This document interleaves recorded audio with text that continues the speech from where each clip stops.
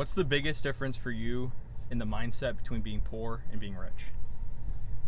So the biggest difference in my mindset between when I was poor, when I was younger, and being rich as an adult? Yes.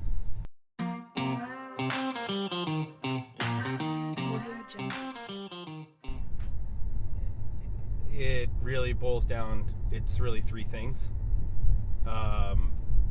Number one, when I was poor, growing up in a trailer park, the oldest of 5 kids, 7 people in a 2-bedroom trailer, all my friends and neighbors and who were also, working class poor,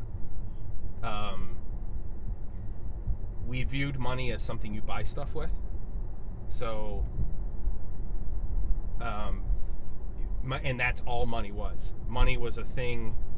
You traded your time and labor for money, and then you took that money and you bought stuff with it.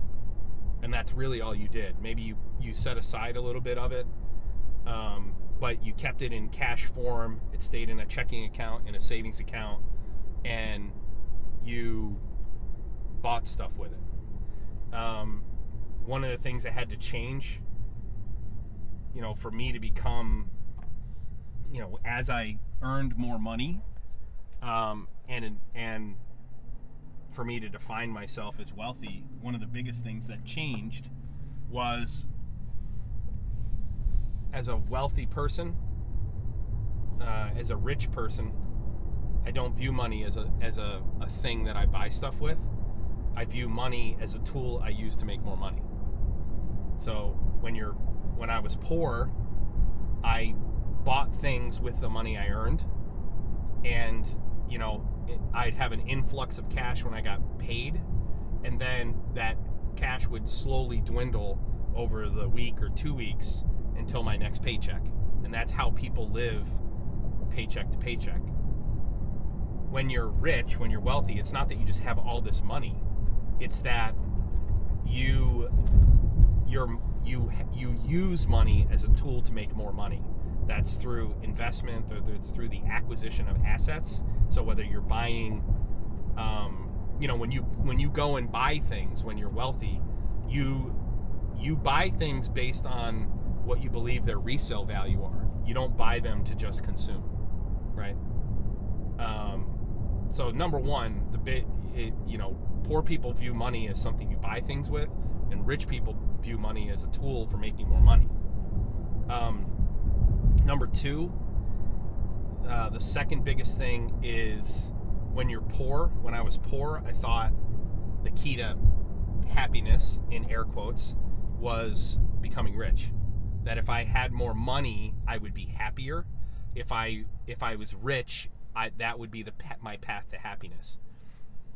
What you learn once you have that money, once you become rich and you have money, you realize very quickly that doesn't make you happier. What it does, though, is it alleviates a certain amount of stress, but new stress is introduced. And so you sort of trade the stress of how am I going to pay my bills for the stress of who do I loan money to, choice anxiety, that kind of stuff.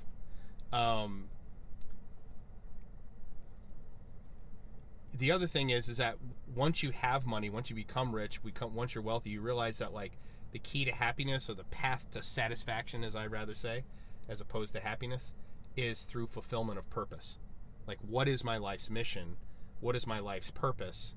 And I find satisfaction through fulfillment of that purpose. And in my case, it's, my purpose is to be a great father. I want to be a great husband.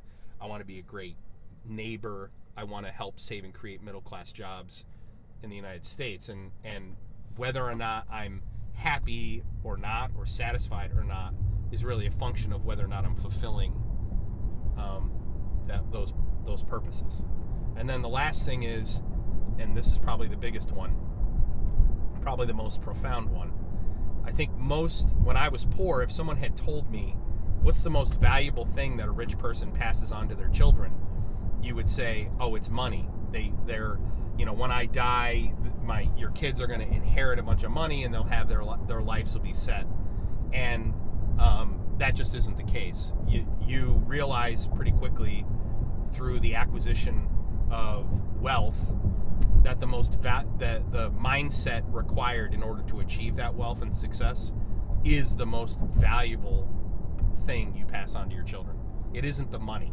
In fact, if I don't give you any money, I mean literally give you no money whatsoever, if I give your brother no money, if I pass on no assets to you guys, you will have already, as long as I've passed on the mindset it took to become successful and wealthy and fulfill purpose, that is the most valuable thing that I'll pass on to you.